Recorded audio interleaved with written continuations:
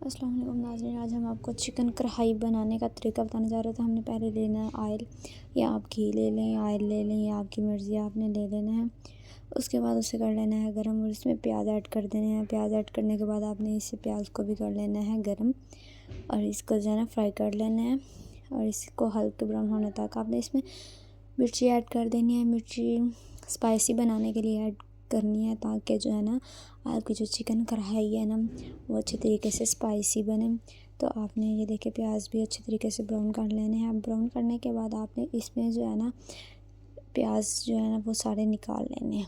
इसमें से प्याज निकाल के बाहर रख देने हैं और अब इसमें आपने चिकन ऐड कर देना है। चिकन ऐड करने के बाद आपने चिकन को करना है फ्राई ताकि चिकन की जो खुशबू है, चिकन की जो रंगत है ना वो अच्छी हो जाए।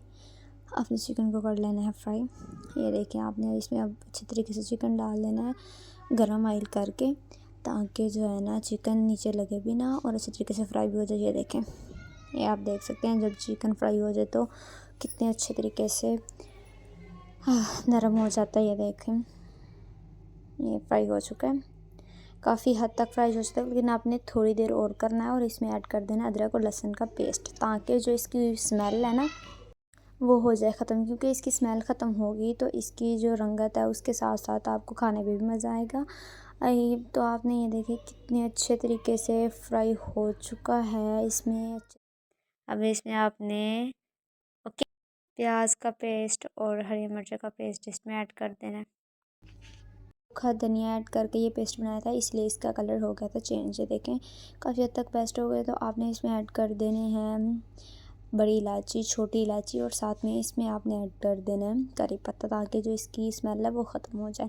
ये देखिए आपने इसमें नमक, मिर्च, हल्दी और साथ में इसमें जो है ना आपने टमाटर ऐड कर देना। टमाटर ऐड करने के बाद आपने इसे करना है मिक्स और अच्छे तरीके से इसकी जो है ना भुनाई करनी है ताकि इसकी स्मेल सारी अच्छे तरीके से ख़त्म हो जाए, खाने में भी मज़ा आए और खुशबू भी अच्छे तरीके से आए। ये देखें काफ़ी हद तक बेस्ट हो चुका है।